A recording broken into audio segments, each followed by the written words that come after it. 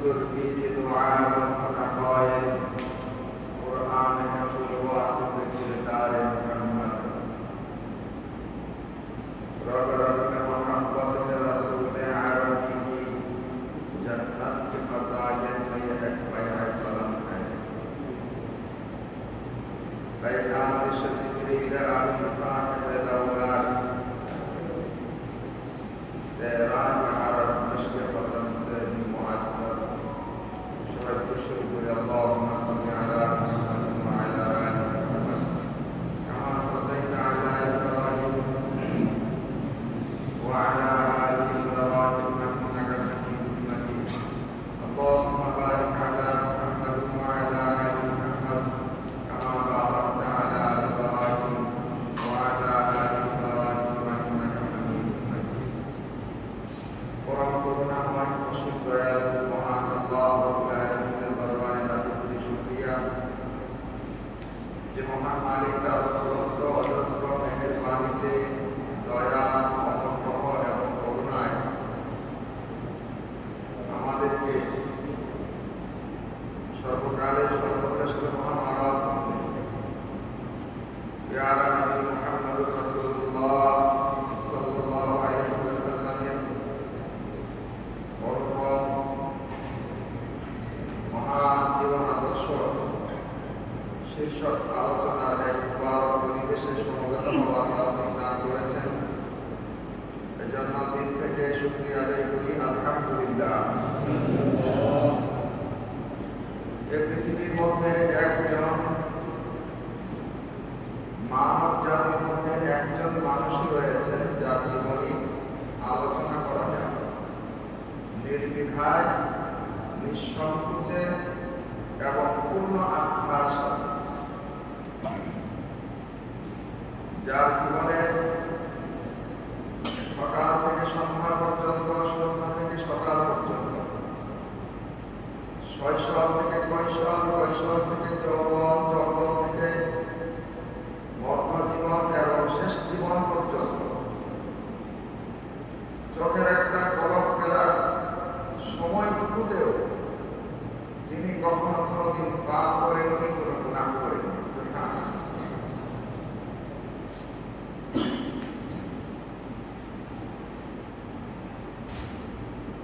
কেবল মুসলিম ঐতিহাসিক ইতিহাসবিদগণ নয়, বরং পৃথিবীর অসংখ্য অমুসলিম ঐতিহাসিক এবং লেখকগণ, রাইটারগণ, জীবনী বিশারদগণ গবেষণা করে করে করে করে অনেক বই লিখেছেন। এর মধ্যে মাইকেল এইচ হার্ট নামে একজন বিধর্মী ছিলেন, অমুসলিম ছিলেন। তিনি গবেষণা করে 100 মনীষীর জীবনী নামক একটি বই লিখেছেন, দ্য 100। এর মধ্যে যত মনীষীদের জীবনী লিখেছেন তার মধ্যে সবচেয়ে শীর্ষে সবার আগে কার নাম লিখেছেন? হযরত মুহাম্মদ সাল্লাল্লাহু আলাইহি ওয়াসাল্লাম। একজন অমুসলিম ইনসাফের দৃষ্টিতে তিনি তাকিয়েছেন। তাকানোর পরে তার ব্যক্তি জীবন, তার পারিবারিক জীবন, তার অর্থনৈতিক জীবন, তার আন্তর্জাতিক জীবন, তার রাষ্ট্রীয় জীবন, তার সকল জীবনকে তিনি সব দিক মিলিয়ে একটা কম্বিনেশন দেওয়ার চেষ্টা করেছেন। দেখেন না, একেবারে এমনটা সমন্বয়, এত সুন্দর অনুপম উত্তম জীবন আদর্শ, যার মধ্যে তিনি আর দ্বিতীয় জন তার সাথে তুলনা করার মতো খুঁজে পাননি। আর কেনই বা পাইবেন, কিভাবে পাইবেন? আল্লাহ তাআলা নিজে যাকে নিজের পছন্দনীয় ডাইসে তার জীবন আদর্শকে সাজিয়েছে। ডাইস বুঝলেন তো, তাই না? আপনারা ভালো বুঝবেন, এগুলো নিয়ে তো পড়ালেখা করেন।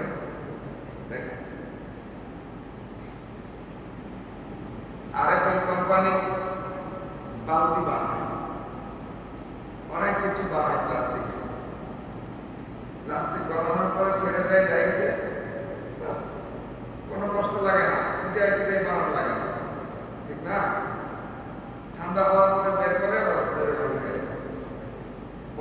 ডাইসের মধ্যে যদি ভুল থাকে, একটু খুঁতখাত থাকে, উঁচু নিচু থাকে, হাজার লাখ বালতি তৈরি হবে, সেই খুঁতওয়ালা বালতি তৈরি হবে কিনা বলেন না? ডাইস যদি সুন্দর থাকে, বর্ণ সুন্দর হবে। আল্লাহ তাআলা নিজে বলেছেন, আমার প্রিয় হাবিব, ইন্নাকা লাআলা খুলুকিন আযীম, আমি আপনাকে যে আখলাক দান করেছি, যে চরিত্র দান করেছি, যে আদর্শ দান করেছি, যে মডেল আপনাকে বানিয়েছি, এটা অনুপম। অনুপম মানে কি? উপমাহীন, যার দ্বিতীয় কোন উপমা পৃথিবীর মানচিত্রে দ্বিতীয়ত দেখাতে পারবে না। অতুলনীয়, যার তুলনা হয় না। অনুপম, যার উপমা হয় না। বেমেথাল, যার দৃষ্টান্ত দ্বিতীয়টা হবে না। অনুপম বানিয়েছে। খুলুকিন আযীম, আপনাকে আযীম আখলাকের অধিকারী বানিয়েছে। এটা হলো আল্লাহ তাআলা আল্লাহর নবীকে সম্বোধন করে বলছেন, ইন্নাকা, ইন্নাকা, নিশ্চয় আপনি, ইন্নাকা, নিশ্চয় আপনি, খুলুকিন আযীম, লাআলা খুলুকিন আযীম, মহান চরিত্রের অধিকারী। আর এদিকে আমাদেরকে আল্লাহ সম্বোধন করে বলছেন, লাকাদ কানা লাকুম ফি রাসূলিল্লাহি উসওয়াতুন হাসানাহ। ও তাম পৃথিবীর মানুষ, তোমরা অনুসরণ করার জন্য আদর্শ খুঁজো, ডাইস তালাশ করো। তোমাদের জীবনটা কোন ডাইসে করবা? তোমাদের ব্যক্তি জীবনটা কার মতো করে গঠন করবে? কোন ডাইসে গঠন করবে? কোন আদর্শে নিজেদেরকে বড় করতে চাও? ব্যক্তি জীবন, পারিবারিক জীবন, সামাজিক জীবন, তোমার ব্যক্তি জীবনকে গঠন করতে চাও, সন্তানাদি সহ পুরো পরিবারটাকে গঠন করতে চাও, সমাজ, একটা আদর্শ সমাজ বিনির্মাণ করতে চাও, একটা আদর্শ রাষ্ট্র গঠন করতে চাও, তুমি একজন আদর্শ ব্যবসায়ী হতে চাও, তুমি একজন আদর্শ গৃহকর্তা হতে চাও, আদর্শ সমাজ সেবক হতে চাও, আর যুদ্ধের ময়দানে আদর্শ সিপাহ সালার, কমান্ডার ইন চিফ হতে চাও, মানে যে কোনো ভালো ভালো কাজে তুমি একজন মডেল হতে চাও, আল্লাহ বলেন, লাকাদ কানা লাকুম ফি রাসূলিল্লাহ, রাসূলুল্লাহর মধ্যে রয়েছে তোমার জন্য উসওয়াতুন হাসানাহ, উসওয়াতুন হাসানাহ, তোমার জন্য অনুপম উত্তম জীবন আদর্শ। সুবহানাল্লাহ। তুমি কোন অ্যাঙ্গেলে তাকাবে? তার পৃথিবীতে কোনো মানুষ একসাথে সব বিষয়ে কম্বিনেশন থাকে না, সমন্বয় থাকে না। একজন বড় ডাক্তার বড় ইঞ্জিনিয়ার হতে পারবে না। একজন বড় ইঞ্জিনিয়ার বড় ডাক্তার হওয়া খুব কঠিন। আরে একজন বড় ডাক্তার বড় ইঞ্জিনিয়ারদের পরের কথা, স্কিন বিশেষজ্ঞ, সে এটা নিয়ে পড়তেই তার জীবন শেষ। নাক কান গলা তো আরো পড়ে আছে, নাক কান গলা নিয়ে পড়তেই জীবন শেষ, নিউরোলজিতে পড়ে গেছে। কি বলেন? গোস্ত নিয়ে পড়তেই শেষ, হাড্ডি বিশেষজ্ঞতা অর্থোপেডিক্সে পড়ে আছে। তার মানে একটা হিউম্যান বডি, মানুষের একটা দেহের মধ্যেও গবেষণা, মৃত্যু পর্যন্ত গবেষণা করেও এক একজন এক এক পার্ট শেষ করতে পারে। কি বলে? বিষয়টা এরকম না, ইঞ্জিনিয়ার হবে কবে? কিন্তু আল্লাহ তাআলা আল্লাহর নবী আলাইহিস সালাতু ওয়াস সালামকে এমন ইলম দিয়েছেন, এমন আখলাক দিয়েছেন, এমন চরিত্র দিয়েছেন, একই সাথে তিনি একজন আদর্শ মানে ব্যক্তি জীবন গঠন করেছেন, একই সাথে আদর্শ সংগঠক, একই সাথে আদর্শ সমাজসেবক, একই সাথে আদর্শ বীর বাহাদুর সিপাহ সালার, একই সাথে আদর্শ রাষ্ট্রনায়ক, একই সাথে আদর্শ, কি বলবেন, যত আদর্শকে বের করে আনতে পারে শক্তি।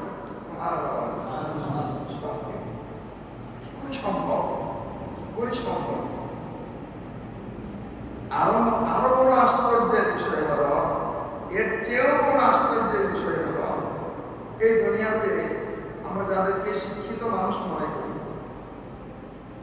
শিক্ষিত মানুষ, পড়ালেখা করা মানুষ, ডাক্তার বলেন, ইঞ্জিনিয়ার বলেন, প্রফেসর বলেন, আইনজীবী বলেন, বুদ্ধিজীবী বলেন, জাজ বলেন, যাই বলেন, যারা সমাজের সুশীল শিক্ষিত মানুষগুলো, আচ্ছা আচ্ছা বলেন দেখি, এমন কেন কি আছে যে কারণ লিখিত বই পড়া ছাড়া বা কোনো টিচার, ওস্তাদ, primary, high school, college, university, মক্তব এগুলোতে যাওয়া ছাড়া এমনি এমনি সে একজন বিশাল লেকচারার হয়ে গেছে, প্রফেসর হয়ে গেছে, ডাক্তার হয়ে গেছে, ইঞ্জিনিয়ার হয়ে গেছে?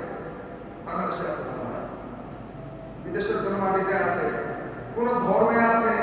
পারবে দেখতে? ইয়া আল্লাহ, ইয়া আল্লাহ, ইসলাম যে সত্য এটাই তো একটা জীবন্ত মুজিজা। ভাই একটা যুক্তির আলোকে তাকান না, অন্যটা রাখেন না, একটা যুক্তির আলোকে আসেন না। কোন অমুসলিমকে বোঝানোর জন্য এটা বলেন না যে দেখো একটা জ্ঞান, একটা নলেজ অর্জন করার জন্য তো পড়তে হয়, কারণ না কারোর কাছ থেকে শিখতে হয়, বিশেষ করে আক্ষরিক জ্ঞানের বিষয়গুলো। হ্যাঁ, এটাকে গাছ বলে, এটাকে আকাশ বলে, এটাকে মাটি বলে, এ জাতীয় কিছু কথা না হয় মানুষের কাছে শুনে শুনে, মা বাবার কাছে শুনে শুনে, পরিবেশ, প্রকৃতি, দেশ, মাটি পরিবেশগত ভাবে কানে শুনে, চোখে দেখে হয়তো বা অর্জন করতে পারে। কিন্তু একটা সিস্টেমের পর সিস্টেম, একটা ডাক্তার কিভাবে হতে পারে আমাকে বলা হয়, ইঞ্জিনিয়ার কিভাবে হতে পারে? তো নবী আলাইহিস সালাতু ওয়াস সালাম ওই জমানায় ভাষা সাহিত্যের প্রতিযোগিতা ছিল। ওই জমানাটা সবচেয়ে উচ্চে তাদের ভাষা সাহিত্যটা একেবারে উচ্চাসনে ছিল প্রতিযোগিতা। পৃথিবীর এক সময় একটা জিনিসের প্রতিযোগিতা, এবং একটা জিনিসের সমৃদ্ধি ব্যাপকতা লাভ করে। যেমন মুসা আলাইহিস সালামের জামানায় জাদুবিদ্যা খুব বেশি প্রসিদ্ধ ছিল। তো যে নবীর জামানায় জনসমাজে, মানুষের কাছে যে জিনিসটা বেশি প্রসিদ্ধি লাভ করত, ওই জামানায় যখন নবী পাঠাতেন তখন ওই নবীকে ওই জামানার প্রসিদ্ধ প্রচলিত ওই জিনিসের যোগ্যতা দিয়ে, সর্বোচ্চ যোগ্যতা দিয়ে পাঠাতেন। ফেরাউনের জামানায় জাদুবিদ্যার বেশি প্রচলন ছিল, যার কারণে মুসা আলাইহিস সালামকে এমন একটা কারামত দান করেছেন যে একটা লাঠি ছাড়বে তো সেটা সাপ হয়ে যাবে। ফেরাউন ৭০,০০০ জাদুকরকে একত্র করলো, ৭০,০০০ জাদুকর রশি নিয়ে আসলো বিশাল মাঠের মধ্যে, এবং ছেড়ে দেওয়ার সঙ্গে সব সাপ হয়ে গেল। মুসা আলাইহিস সালাম নিয়ে আসলেন একটা লাঠি। আল্লাহ বললেন আলতিহা ইয়া মুসা, মুসা ছেড়ে দাও, এটা হাতের লাঠিটা ছেড়ে দাও। ছাড়ার সঙ্গে সঙ্গে ফাইদা হিয়া হাইয়াতুন তাসআ, একটা বিশাল অজগরে পরিণত হয়ে গেল, এবং সব ৭০,০০০ জাদুকরের সব লাঠির সাপগুলোকে সে গিলে খেয়ে ফেলল। মুসা আলাইহিস সালাম নিজের লাঠির সাপকে নিজে ভয় পাচ্ছিল।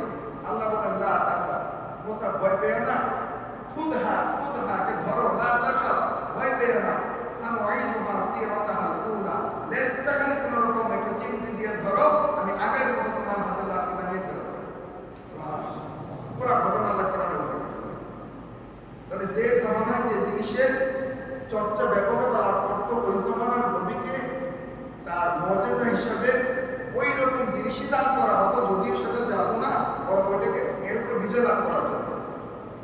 নবী আলাইহিস সালাতু ওয়াস সালামের জামানায় আজ থেকে ১,৫০০ বছর আগে আরবে সাহিত্য চর্চা ব্যাপকতা লাভ করেছে।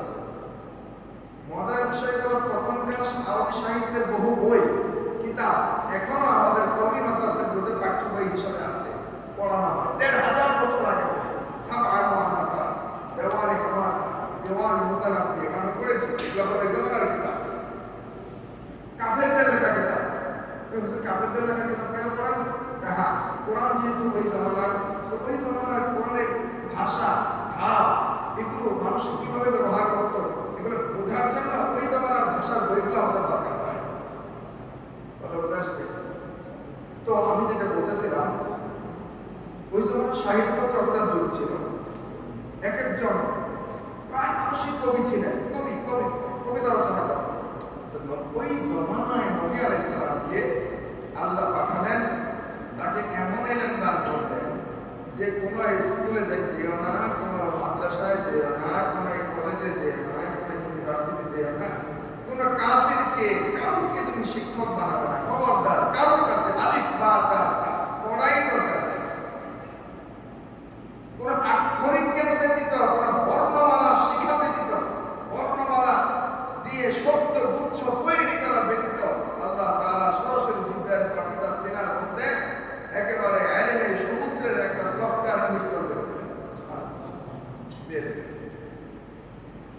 এমন কোরআন দান করলেন, আল্লাহ পাক চ্যালেঞ্জের পর চ্যালেঞ্জ করেছেন।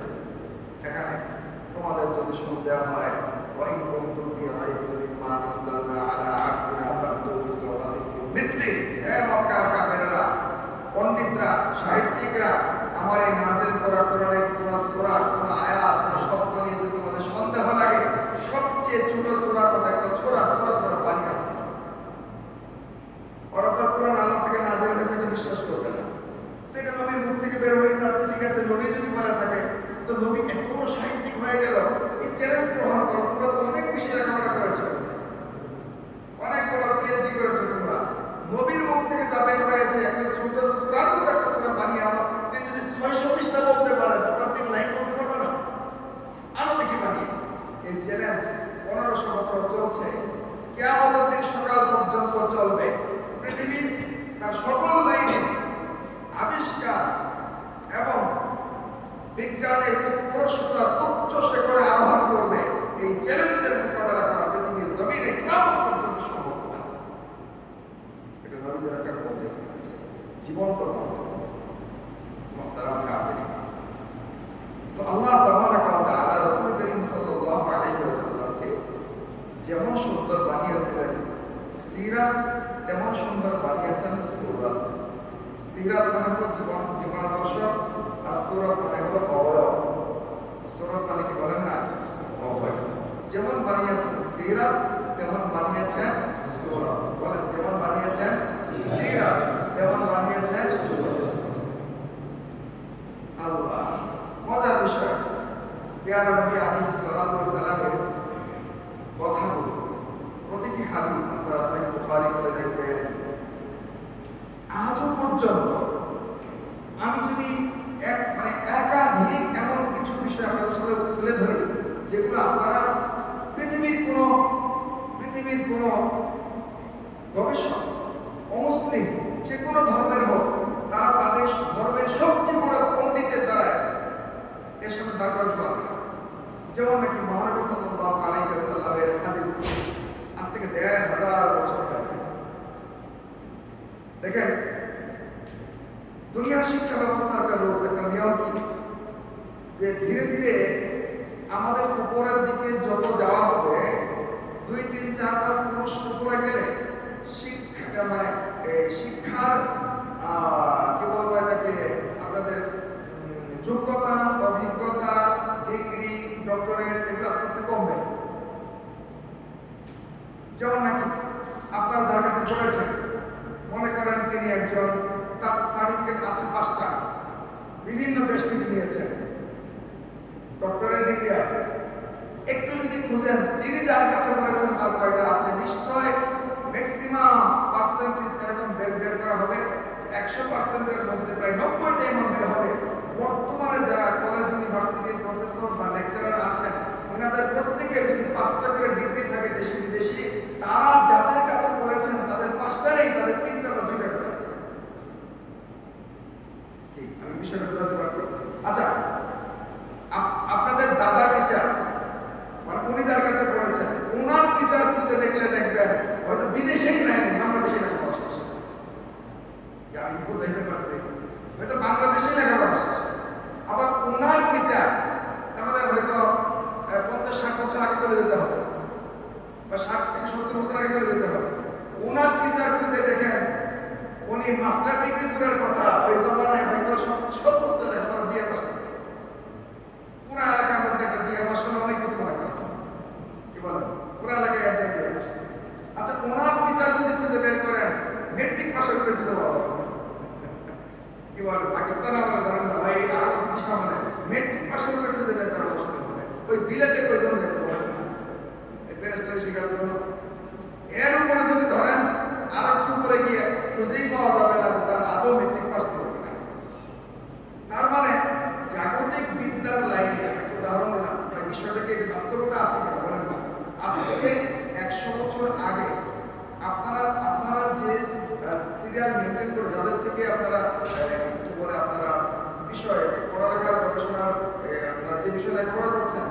সিলেবাস পেয়েছেন।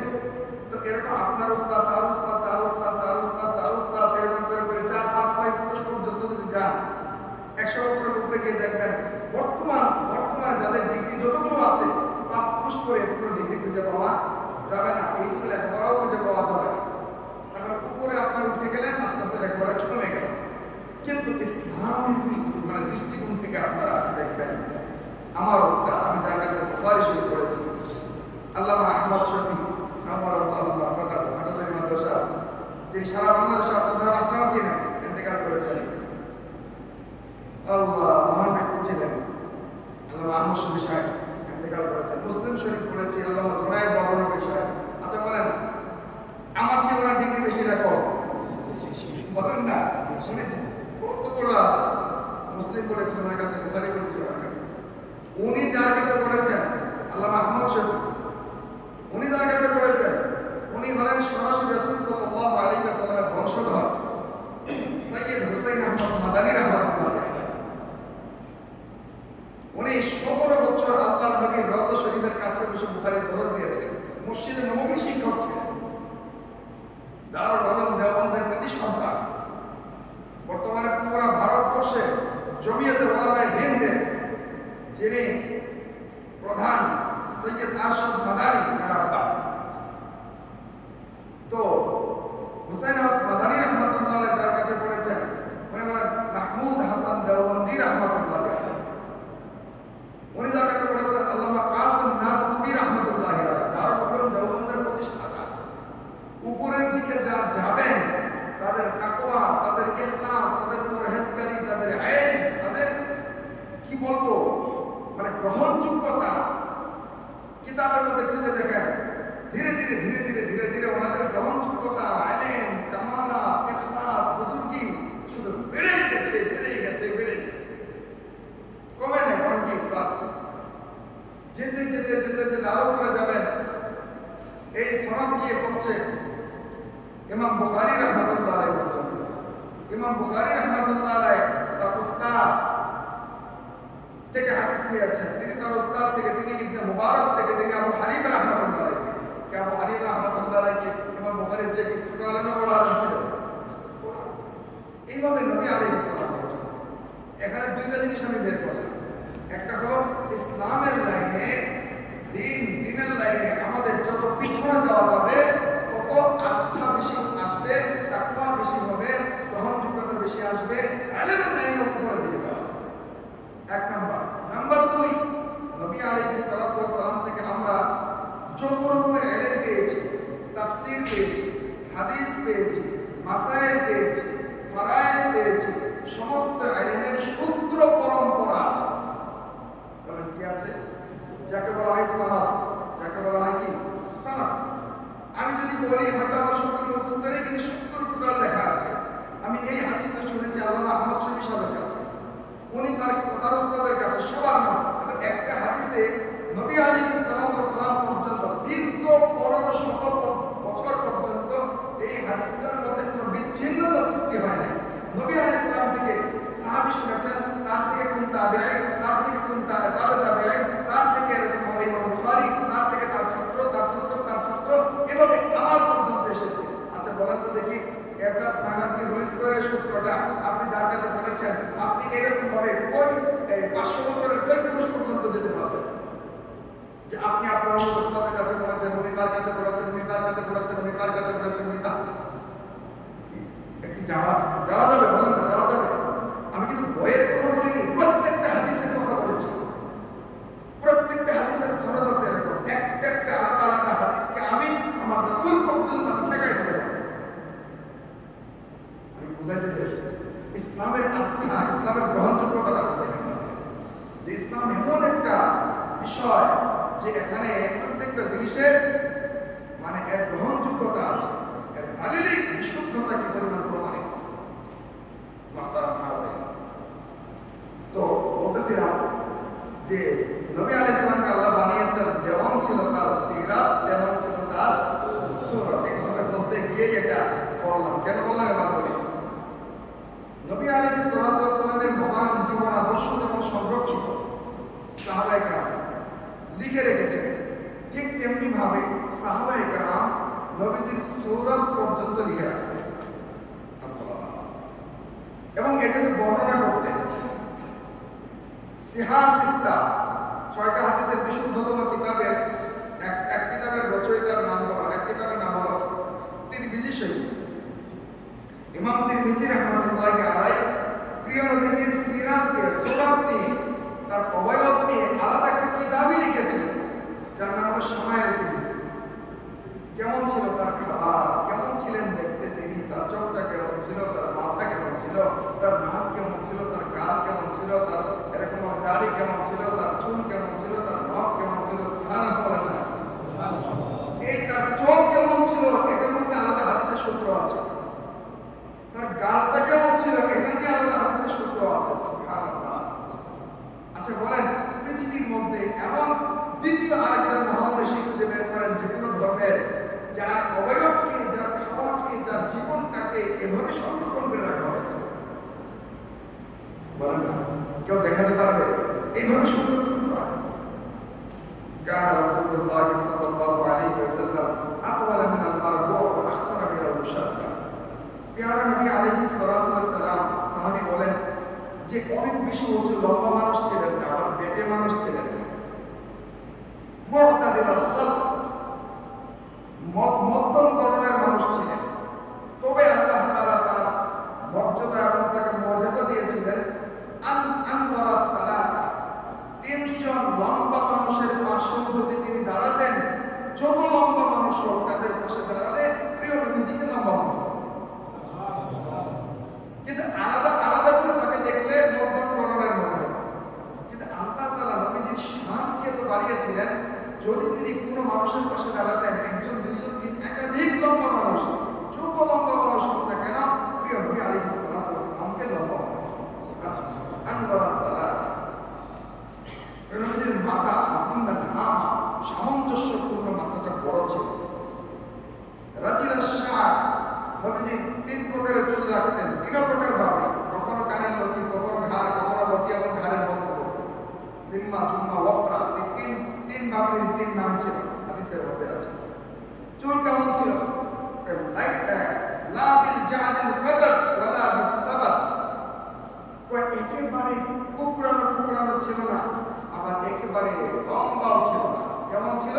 উদাহরণ দিয়েছেন, ঠান্ডা মানে পুকুরের মধ্যে যদি হালকা ঢেউ ছোড়া হয়, পানির মধ্যে যেমন একটা ঢেউ সৃষ্টি হয়, হালকা ঢেউ, প্রিয় নবীজির চুলগুলো সামনে থেকে পেছন পর্যন্ত আশ্রয় দিয়ে হালকা হালকা ঢেউ সৃষ্টি হয়,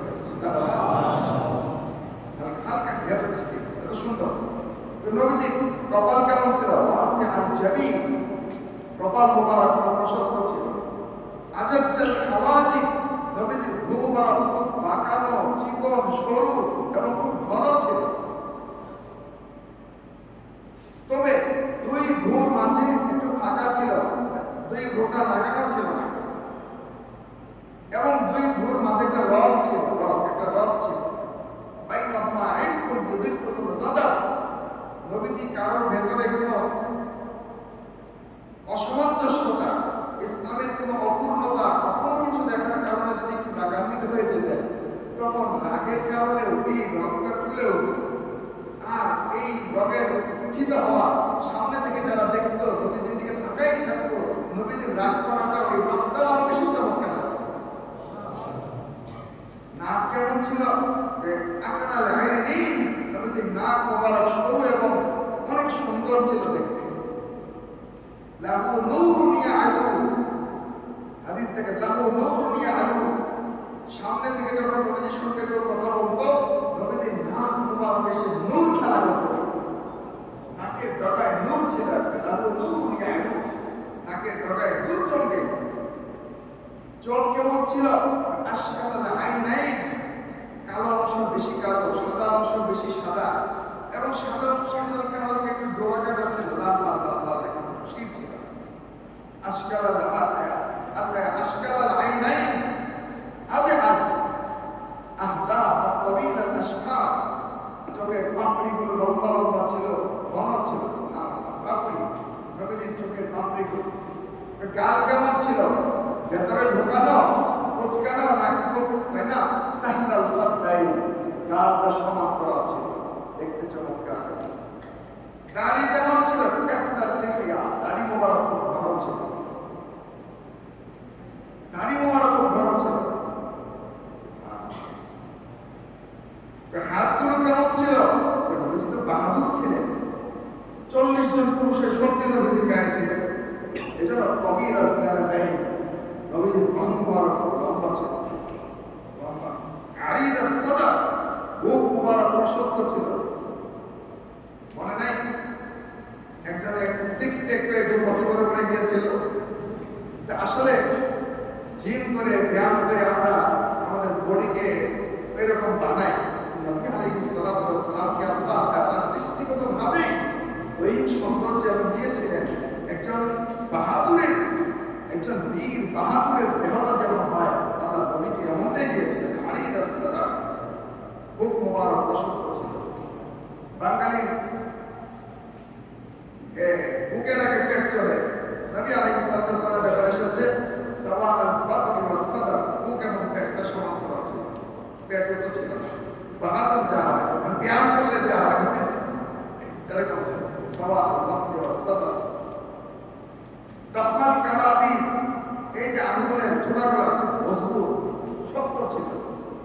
শাতানুল কাফাইনি ওয়াল কাদামাইন, দুই হাতের তালু এবং দুই পায়ের মাঝখানে দুই পায়ের অংশগুলো খুব মাংস ছিল, পুরু একেবারে গোশত আছে, গোশত বেশি ছিল। শাতানুল কাফাইনি ওয়াল কাদামাইন। আল্লাহ সাইনাল আতরাফ, আঙ্গুলগুলো মোটা থেকে চিকন, সরু, দেখতে সুন্দর ছিল। আমাদের সুন্দর মতো একেবারে অসামঞ্জস্য না, মানে একটু না, নবীজি আল্লাহ বানাইছিল এরকম, দেখতে খুব সুন্দর। সাইনাল আতরাফ, দেখতে খুব সুন্দর ছিল, খুব সুন্দর ছিল। নবীজি হাঁটতেন কেমন? মনে হচ্ছে যেন কোনো সিঁড়ি থেকে নিচে নামছেন, উঁচু জায়গা থেকে নিচে নামতেছেন। কান্নামা ইয়ানহাতু আন সাবাবি ইয়ামশি তাকাফফা তাকাফফুআন, কান্নামা ইয়ানহাতু আন সাবাবি, সামনের দিকে ঝুঁকে ঝুঁকে চলতেন, একটু দ্রুত গতিতে চলতেন, এবং কি মনে হচ্ছে যেন উপর থেকে নিচে নামছেন, পা জমিয়ে জমিয়ে চলতেন। সুবহানাল্লাহ। নবীজির হাঁটাকে নকল করা হয়েছে, নবীজি হাঁটতেন কিভাবে? এটা সূরাত এইভাবে এক এক করে করে দাকিকাল মাসরুবা, বুক থেকে নাভি পর্যন্ত একটা লোমের সরু রেখা ছিল। আল ওয়ারাল মুতাজাররিদ, নবী আলাইহিস সালাতু ওয়াস সালামের দেহ মোবারকে যে অংশ উন্মুক্ত থাকতো, যখন উনি জামাটা খুলতেন বা ভেতরের চাদরটা গায়ে থাকতো বা বাহুটা খোলা থাকতো, মানে যে অংশগুলো খোলা থাকতো, মুনাওয়ার পূর্ণিমার চাঁদের মতো নূর চমকে। আনওয়ার মুতাজাররিদ, খোলা অংশগুলোতে নূর চমকে। কেমন নূর চমকে তো তার চেহারার মধ্যে এটাও আছে। ইয়াতালাল্লাহু ওয়াজহুহু তালাল্লুআল কমারি লাইলাতাল বদর, 14 তারিখের পূর্ণিমার চাঁদ যেমন ঝলমল ঝলমল করে, প্যারা নবীজির চেহারা কেমন ঝলমল ঝলমল।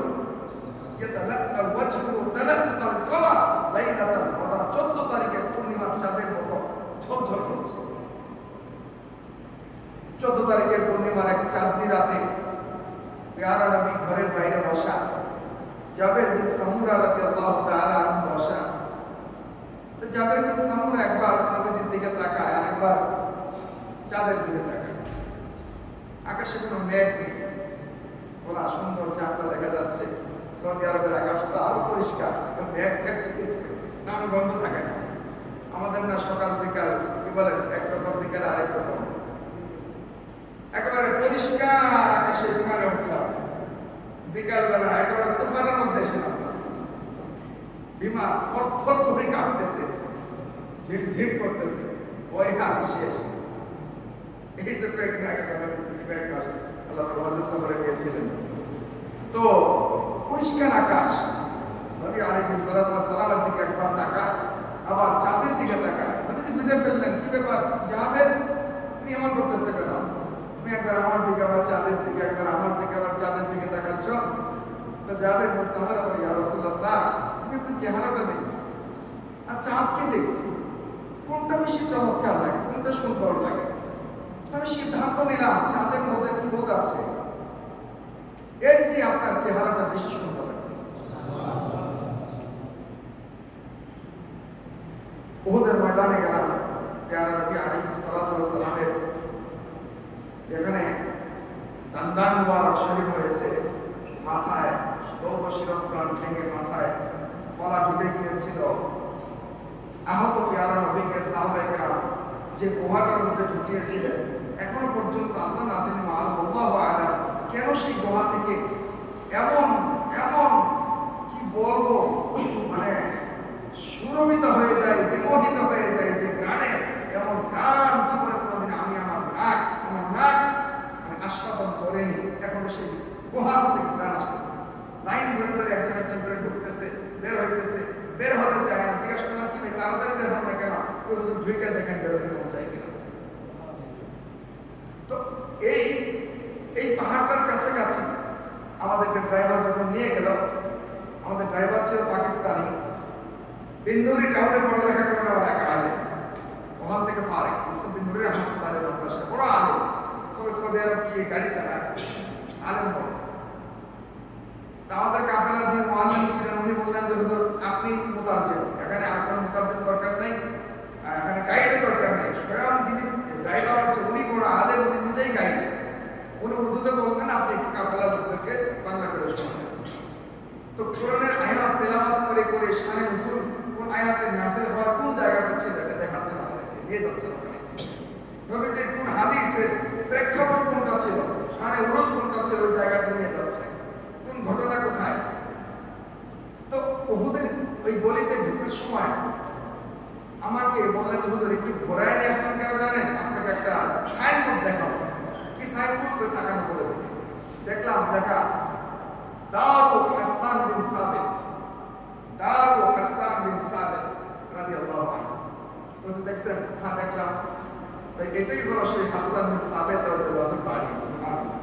এই যে এখানে যে খেজুর বাগানটা দেখতেছেন না, এটি ওনার বাগান, এর ভিতরেই ওনার ঘর ছিল। কে ছিলেন? পেয়ারা নবী আলাইহিস সালাতু ওয়াস সালামের সাহাবাদের মধ্যে অন্যতম একজন কবি সাহাবী ছিলেন। কাফেররা যখন কবিতা দিয়ে নবীজিকে আঘাত করত, নবীজি নিজে নিজ হাত ধরে হাসান বিন সাবিতকে তার পাশে মিম্বরে বসিয়েছেন এবং বলেন, হাসান তুমি কবিতা দিয়ে তার জবাব দাও, কারণ আমি তো কবিতা আল্লাহ পাক আমাকে নিষেধ করেছেন, আমি যেন কবিতা না বলি। ওমা আল্লাহু শিয়া ওমা আইবাকিনা, আমি আপনাকে কবিতা শিখাইনি এবং কবিতা বলা আপনার জন্য উচিত নয়। কেন? কারণ কোরআনটাই হলো কবিতা, কবিতা ভাব নিয়ে লেখা। এটা আবার নবী যদি কবিতা বলেন, এমনিই তো একবার কাফেররা নবীকে গণক বলে আবার কবি বলেই ফেলাইছে, আরো যদি কবি হয়ে যান তাহলে তো শেষ। এই নবী কবি ছিলেন না, তুমি কবিতা দিয়ে জবাব দাও। এই হাসান বিন সাবিত রাদিয়াল্লাহু আনহু পেয়ারা নবীজি শানে একটা কবিতা লিখেছেন। এই কবিতা একটা লাইন যদি এক পাল্লায় তোলা হয়, তাম পৃথিবীর নবীজির শানে যত কবি কবিতা লিখেছে সবগুলো এক পাল্লায় তোলা হয়, তাহলে তার এক লাইন কবিতার ওজন ভারী হয়ে যায়।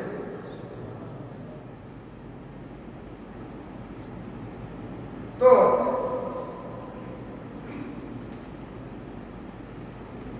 রাসূল করিম সাল্লাল্লাহু আলাইহি ওয়াসাল্লাম এর ব্যাপারে হাসান বিন সাবিত বলে, ওয়া আহসানা মিন কালাম তারাকাত আইনি ওয়া আজমালু মিন কালাম তালিদুল লিসান। হে আমার নবী, আপনার চেয়ে পৃথিবীতে আর কোনো সুন্দর মানুষ আমি দেখিনি, আপনার চেয়ে সুন্দরতম কোনো মানুষ কোনো মা জন্মদান করেনি,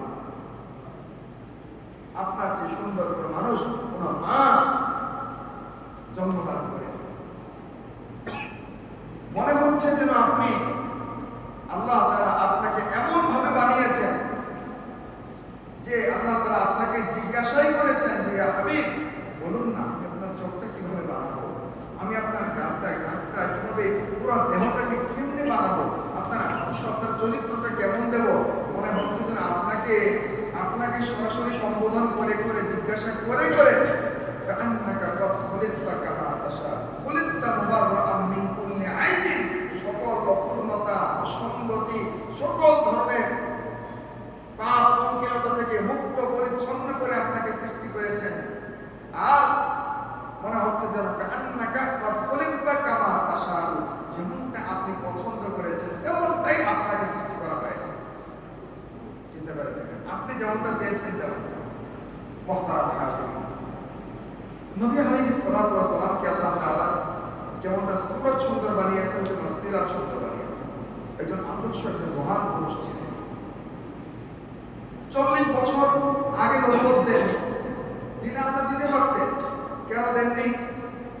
40টা বছর পর্যন্ত পেয়ারা নবীজিকে কাফের জমিনে, নিজের মহল্লায়, নিজের এলাকায়, নিজের পুত্রের, নিজের সম্প্রদায়ের, নিজের বাচ্চাদের মাঝে তার শৈশব কাটিয়ে, তার কৈশোর কাটিয়ে, তার যৌবন কাটিয়ে, তার পুরা সকাল সন্ধ্যা রাত দিন সেকেন্ড মিনিট ঘন্টা পর্যবেক্ষণ করিয়ে করিয়ে তার সামনে তার জীবনটাকে উপস্থাপন করেছেন। দেখ ভালো করে, তোমাদের সামনে এই লোকটাকে আমি একজন মডেল হিসেবে, আমি আদর্শ হিসেবে উপস্থাপন করতে চাই।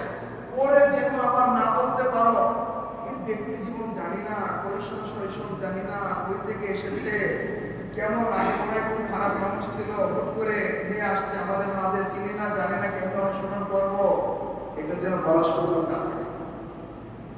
40টা বছর পর্যন্ত নবীজিকে আল্লাহ তাআলা আখলাক, স্বভাব, চরিত্র, ব্যক্তি জীবন, পারিবারিক জীবন গঠন করে আল্লাহ তাআলা হেদায়েত দিয়ে, কোরআন দিয়ে, নবুয়ত দিয়ে উপস্থাপন করলেন। একদিন সুবহে সাদেকের সময়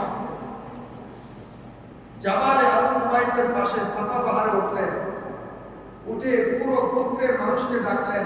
নবুয়তের পরের কথা বলতেছি, কোরআন নাযিল হওয়ার কয়েকদিন পরের কথা। ইয়া বনি আব্দে মানাফ, ইয়া বনি কুসাই, এভাবে এক এক গোত্রকে ডাকতেছেন। নীরব নিস্তব্ধ রজনী, শেষ রাতে আওয়াজটা কেমন হবে? এই আওয়াজ ইথারে পাথারে তরঙ্গে ভাসতে ভাসতে প্রতিটা ঘরে ঘরে পৌঁছে গেল। নবীজির ডাক চলে যাওয়ার সঙ্গে সঙ্গে ঘর থেকে সব গোত্রপতিরা লোকজন নিয়ে বেরিয়ে পড়ছে। একেবারে সাফা পাহাড় থেকে শুরু করে বাইতুল্লাহ পর্যন্ত ভরে গেল মসজিদ। নবীজি পাহাড়ের উপরে উঠছেন, সাফা পাহাড়ে, আর সবাই পাহাড়ের উপর থেকে নিচ পর্যন্ত, হে মুহাম্মদ কি সমস্যা, কেন ডেকেছো আমাদেরকে? আবু লাহাব, আবু তালেব, আবু জাহেল, আস ইবনে ওয়াইল, নজর ইবনে হারিস থেকে শুরু করে একেবারে সব কাফেররা এসে সমবেত হয়ে গেছে। বলো বলো, কেন ডাকছো আমাদেরকে? নবী আলাইহিস সালাতু ওয়াস সালাম বললেন, হে আমার গোত্রের লোকেরা, লাউ আন্নী আখবারতুকুম আইনা আন্না খায়রাম বিল ওয়াদি ইউরিদু আন ইউগীরা আলাইকুম, যদি আমি তোমাদেরকে এই সংবাদ দেই কোন এক ঘুরছাওয়া একটা কাফেলা, শত্রু কাফেলা তোমাদেরকে আক্রমণ করার জন্য উদ্যত হয়েছে, তারা পাহাড়ের এই পাশে আছে, তোমাদেরকে এখন আক্রমণ করবে, আমি যদি তোমাদেরকে সতর্ককারী হই, এখন তো মুসাদ্দিকিনা, তোমরা কি আমার কথা কি বিশ্বাস করবে? বিষয়টা বুঝবে? তোমরা কি আমাকে বিশ্বাস করবে? আমি যদি বলি এই এলাকার জনপদের মানুষকে মারার জন্য, আক্রমণ করার জন্য একটা কাফেলা এই পাশে শত্রু দল অপেক্ষা করছে, তোমাদেরকে আমি বলছি, বিশ্বাস করবে? এক বাক্যে সবাই বলল, অবশ্যই। কেন বিশ্বাস করবো না? বালা মা জাররাবনাকা ইল্লা ওয়াজাদনাকা সিদকা, তোমাকে তুমি 40টা বছর পর্যন্তই আমরা পরীক্ষা করতে করতে আমাদের আর মানে রিটেন ভাইবা কোনটাই বাকি নাই, বিসিএস সব শেষ, পরীক্ষা করা শেষ। মা জাররাবনাকা, বারবার বারবার বারবার পরীক্ষা করে করে সমস্ত পরীক্ষায় সর্বোচ্চ স্কোরে উত্তীর্ণ হয়েছ, এবং তোমাকে আমরা ইন্না ওয়াজাদনাকা সিদকা, সত্যবাদিতার সর্বোচ্চ স্তরে পেয়েছি। আর আমি বিশ্বাসী তুমি সত্যবাদী, তোমার কোনো সত্যবাদী নেই, অবশ্যই বিশ্বাস করো, অন্ধের মতো বিশ্বাস করো। তখন আমি বলে ফেললেন, শোনো, ইয়া আইয়ুহান নাস কুলু লা ইলাহা ইল্লাল্লাহ তাফলিহু, বলো আল্লাহ তাআলা এক, তোমরা কামিয়াব হয়ে যাবে। যে মূর্তির পূজা তোমরা করো, পাথরে বানানো মূর্তি, এটা তোমাদের কোনো মুক্তি দিতে পারে না। তোমাকে আমাকে সৃষ্টিকারী হলেন এক আল্লাহ তাআলা। দুনিয়ার হাতে বানানো মূর্তি পূজা ছাড়ো, আল্লাহ তাআলার ইবাদত করো, আল্লাহকে মানো। আবু লাহাব একটা পাথর নিয়ে পাথর ছুঁড়ে বলে, তাদাল্লাক আলিহাদা জামাআতানা ইয়া মুহাম্মদ, ধ্বংস হ মুহাম্মদ, তুই কি আমাদের এজন্য একত্রিত করেছিস? না, 40 বছরের সাকিব শেষ।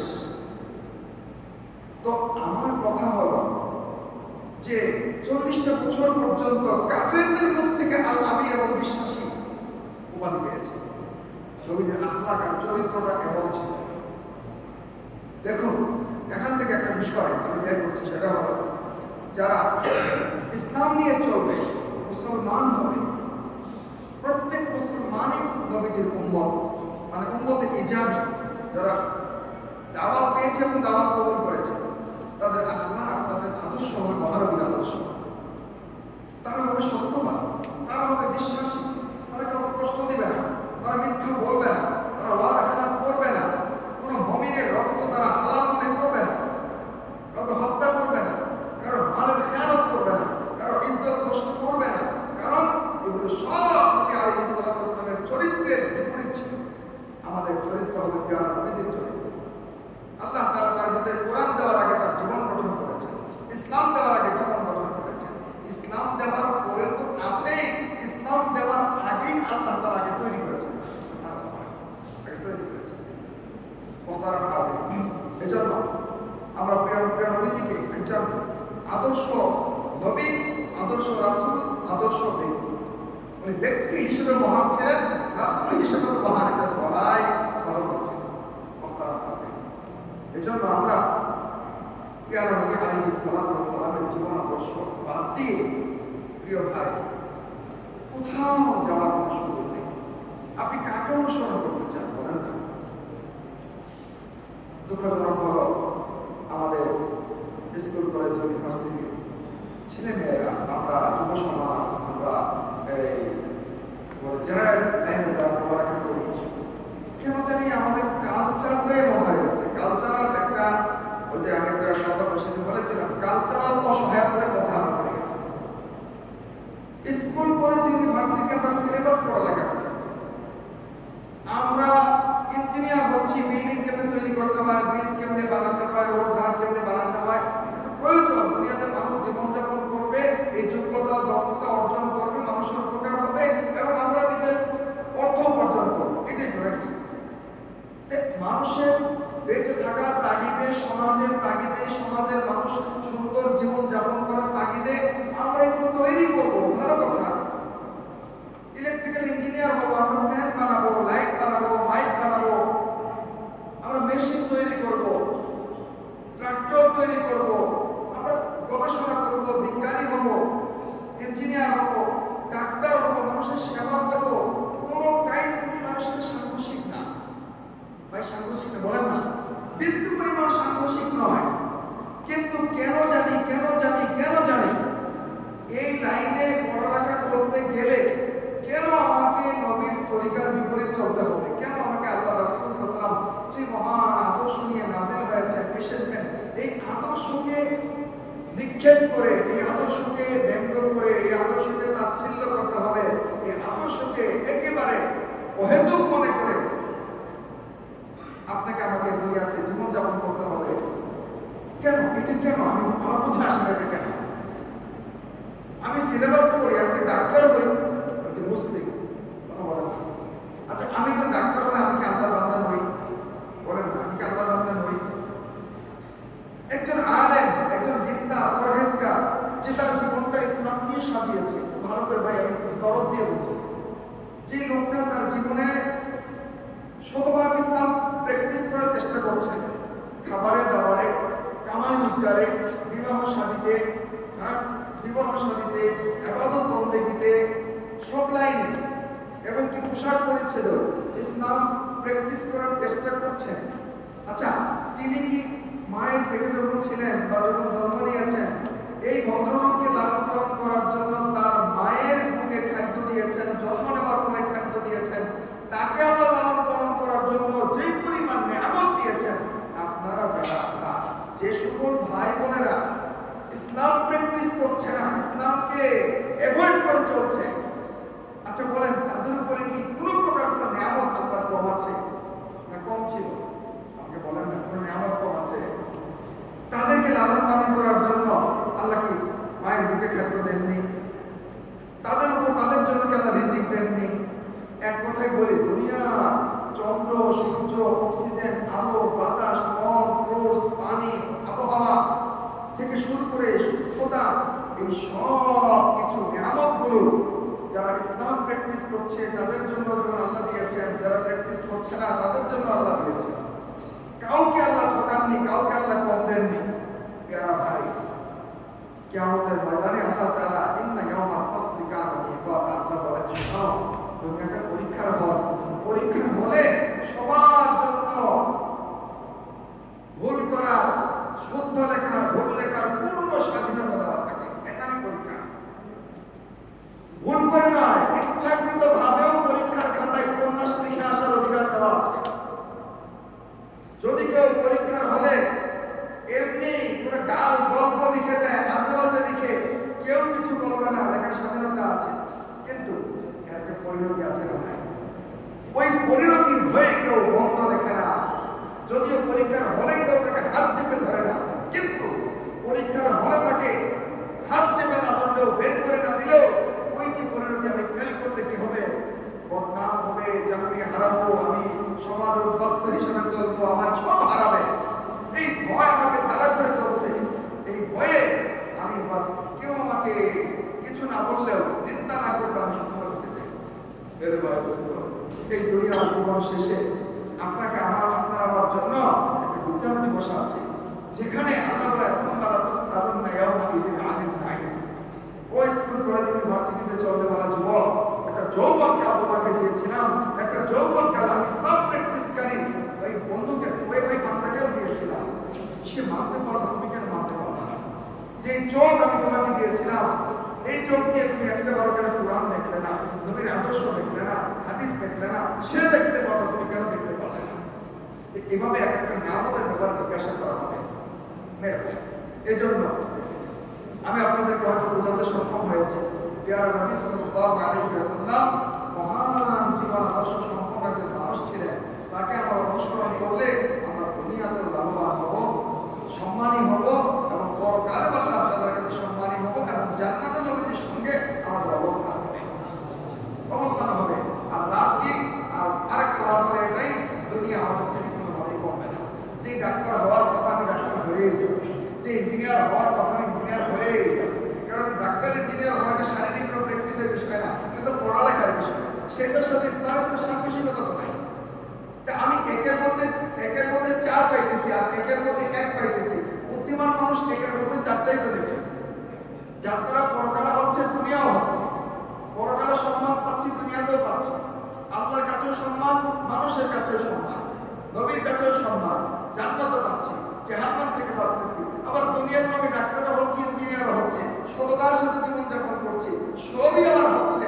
তাহলে বোকার মতো কেবলমাত্র ডাক্তার ইঞ্জিনিয়ার হবো আর আল্লাহকে নারাজ করবো, নবীকে নারাজ করবো, জান্নাত হারাবো, কবরে আযাব ভোগ করবো, জাহান্নামের আযাবের ভাগীদার হবো, আর দুনিয়াতে বেইজ্জতির জীবনযাপন করবো। কারণ হলো এটা আল্লাহ কসম, আল্লাহ তাআলা কোরআনে বলেছেন, মান আ'রাদা আন যিকরি ফাইন্না লাহু মাঈশাতান দানকা। ইসলাম বাদ দিয়ে, কোরআন বাদ দিয়ে, আমার স্মরণের ইবাদত, আমাকে স্মরণ করা বাদ দিয়ে তুমি সুখী সমৃদ্ধ জীবনযাপনের স্বপ্নে বিভোর হয়ে টাকা পয়সা পুষ্ট পরিশ্রমের পেছনে ছুটবা, অসম্ভব, ইম্পসিবল। তোমাকে আমি শান্তি দেবই না। আল্লাহ বলেন ফাইন্না লাহু মাঈশাতান দানকা, আমি তোমাকে সংকীর্ণ জীবন দেব। হ্যাঁ, আবার অর্থ কামাই করবে, কিন্তু অর্থের মধ্যে তোমার সংকীর্ণ জীবন হবে। যার কারণে আজকে দেখা যাচ্ছে ভাই, এই যে বৃদ্ধাশ্রমগুলোতে যে সকল মা বাবারা পড়ে আছে, এরা কিন্তু গরিবের পিতামাতা না, এরা ধনীর পিতামাতা। একজন ডাক্তার, ইঞ্জিনিয়ার, পড়ালেখা করে আমাদের পিতামাতা।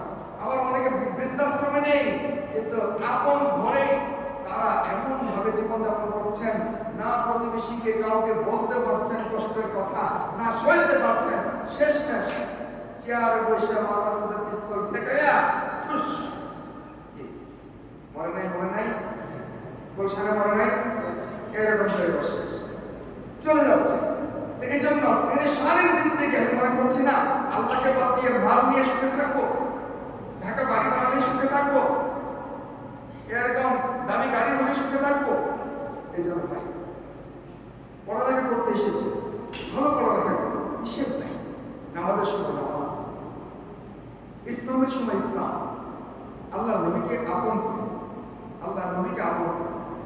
আজকে এক ভাই জানাজা করে আসতাম, শেষ করে দিচ্ছি আমার কথাটা। আজকে এক ভাই জানাজা করে আসতাম জোহর নামাজের পরে। খুব ভালোবাসার মানুষ ছিলেন, মহব্বতের মানুষ ছিলেন। জামালপুর শহরে বেশ ভালো ধনী মানুষ। শফিকের বাজারের যে ফুলবাড়িয়া ঈদগাহ মাঠটা দেখেছেন, ঈদগাহ মাঠ, ঈদগাহ মাঠের যে পশ্চিম পাশের যে ওয়ালটা, এই ওয়াল ঘেঁষা একটা বাড়ি দেখবেন। স্বপ্ন কিছু দোকান আছে, স্বপ্ন ওখানে, ওই স্বপ্ন আছে না, স্বপ্নের দোকানটা ওখানে দেখবেন, ওখানে আছে। ফুলবাড়িয়া মাঠের সাথেই লাগানো বাড়ি আর কি, পশ্চিম পাশের ওয়াল ঘেঁষা বাড়ি। এই বাড়ির মালিক যিনি ছিলেন মুরব্বী মরহম শাহাবুদ্দিন সাহেব, বড় ভালো মানুষ ছিলেন, দিনদার লোক ছিলেন। জামালপুরে ডায়াবেটিস হসপিটালে পুরো জায়গাটা দান করেছেন, 50 লক্ষ টাকা দিয়েছেন। মার্কাজ মসজিদের জন্য জায়গা কিনে দিয়েছে। ওনার কোনো সন্তান ছিল না, মেয়েও না। একটা পালক পুত্র, পালক সন্তান লালন পালন করেছিলেন। এটা আমি আজকে জানলাম, আমি এতদিন জানতাম না যে উনি পালক সন্তান। একটা ছেলে ভালো স্মার্ট, মাশাআল্লাহ, জেনারেল শিক্ষিত, ইঞ্জিনিয়ার ছিলেন সম্ভবত। লম্বা সময় সুইজারল্যান্ডে বসবাস করেছেন, ওখান থেকে এসেছেন। এবং অনেক পুরনো ব্যবসায়ী, ওনার আব্বা বড় ব্যবসায়ী ছিলেন জামালপুর শহরে ফায়ার সার্ভিসের পাশে বেঙ্গল ট্রেডার্স, একটা পাইকারি পুরনো দোকান, চাউলের বড় দোকান, পাইকারি। তো এই ব্যবসা তাদের সম্পদশালী, কেউ নাই, শুধু একটা ছেলে। জীবনযাপন বয়স 49 হবে, 49 পর্যন্ত বলছে। তো আলহামদুলিল্লাহ ছেলেটা একদিকে ইঞ্জিনিয়ার, দুনিয়া অর্জন করেছেন, দুনিয়ার লাইনে সে আগায় গেছে। আবার আলহামদুলিল্লাহ বাংলাদেশের এক বড় আলেম, এক বড় বুজুর্গ আব্দুল মতিন বিন হুসাইন ঢাকানগরের বিশ্বাস যিনি বলেন, ওনার সাথে তার স্থায়ী সম্পর্ক ছিল। যার কারণে তিনি এতটাও মানে তার ভেতরে বাইরে সুন্নত দিয়ে জীবন আদর্শতে এত সুন্দর করে সাজিয়েছিলেন। তার একটা রুম আছে, তার রুমে আমি গেলাম একদিন দোতলায় বাসায়। আমি তো তার রুমটা দেখে প্রথমে ভেবেছিলাম তিনি বড় আলেম হবেন। প্রায় 6টা আলমিরা ভর্তি শুধু কিতাব আর কিতাব, মিনিমাম 1.5 লক্ষ টাকার কিতাব হবে, তাফসীর হাদিসের বড় বড় কিতাব। এত পরিমাণ উর্দু আরবি বলতে পারেন যে আমি তো 2 বছর পর্যন্ত আমি জানতাম তিনি আলেম, 2 বছর পর্যন্ত জানতাম তিনি আলেম। এরপরে শুধু আলেম না, ইঞ্জিনিয়ার, মানে ইঞ্জিনিয়ার। কিন্তু তার আমল এবং তার প্র্যাকটিসটা এমন ছিল যে তিনি পড়তে আলেমদের মতো তিনি আরবি বলতে পারতেন, উর্দু বলতে পারতেন। বিদেশি জামাতগুলো যখন ছিল, উনি ম্যাক্সিমাম টাইমে দিনে বছরে 3-4 বার করে উমরা করতেন, হজে যাইতেন। তার মদিনাতে তার 19 সালে আমার সাথে দেখা, হজে যাইতেন। তো বিদেশে যখন ইংরেজি একেবারে মানে কি বলে আপনার ব্রিটিশ ইংলিশ যেটা আছে একেবারে সেম ওইরকম ইংরেজি, তো ইংরেজি বলতেন। কোন লাইনে কমতে ছিল? সব লাইনে। একটা বাচ্চার বয়স, মেয়েটার বয়স 6 বছর, ছেলেটার বয়স 3 বছর, রেখে আছে, মারা গেলেন। স্টপ, সব পড়ে থাকে। জানাজা নামাজে বললো মানুষের কাছে প্রায় তার 2 কোটি টাকার মতো বাকি হবে। তার পরিবার থেকে বলা হলো আল্লাহ না জানে এই বাকিগুলো মানুষ দেয় কিনা, নেওয়ার তো কেউ নাই, বোবার মাসার হয়ে গেছে। ভাই সম্পদ পড়ে থাকবে, নিজে যা নিয়ে যাবেন এটাই থাকবে। এজন্য বলি যে ডাক্তার ইঞ্জিনিয়ার হচ্ছে নিষেধ নেই, বল জীবনটাকে এরকম করে সাজা। আমি তার জীবনটা, আমার ঈর্ষা লাগছে তার জীবনটা দেখে, কত সুন্দর জীবনটা সাজিয়েছেন, দুনিয়াও পেয়েছেন, আখিরাতও পেয়েছেন, আলহামদুলিল্লাহ। এজন্য কি এরকম জীবনটা গঠন করতে মন চায় না? আমার মসজিদের সেক্রেটারি, আমার মসজিদের পুষ্পারা মসজিদের সেক্রেটারি, কালকে ওনাকে নিয়ে বরতলা মসজিদে গেলাম, আমাদের এক জামাতের মিশ্রতে। চেহারাটা হলো অনেক সুন্দর চেহারা। উনি আগে দুনিয়াদার ছিলেন, গানের ব্যান্ড সঙ্গীতের কি বাজাইতেন, কার মাইকেল কলেজ, বিভিন্ন বড় বড় কলেজে উনি নিয়ে যাইতেন, গান করার জন্য যাইতেন। আলহামদুলিল্লাহ তবলিগের মেহনতে গিয়া জীবনটা এবার পরিবর্তন হয়ে গেছে। চেহারা সুস্থ আছে, মাশাআল্লাহ, দাড়ি টুপি সব। শহরের বড় ব্যবসায়ী, ব্যবসা আছে, ব্যবসাকে হালাল ভাবে করছেন, আল্লাহ সম্পদ দিয়েছেন, ব্যবসা করছেন, দুনিয়াও চলছে। আল্লাহ তার জীবনটাকে সুন্দর করে। কাল রাত 11:30 পর্যন্ত আমরা আসতে পারছি না মহল্লাতে। আজকে রাত উনি মার কাছে থাকবেন, আমি এখন গিয়ে মার কাছে যাবো, ওনাকে নিয়ে মার কাছে থাকবেন।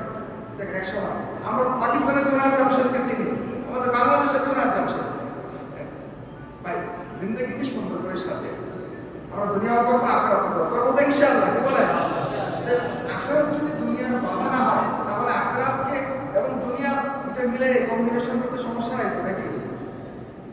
এই জন্য আমরা প্রত্যেকে নিয়ত করতে পারি তো ইনশাআল্লাহ যে আমরা ইনশাআল্লাহ দাওয়াত ও তাবলীগের মেহনতের সাথে জড়ব।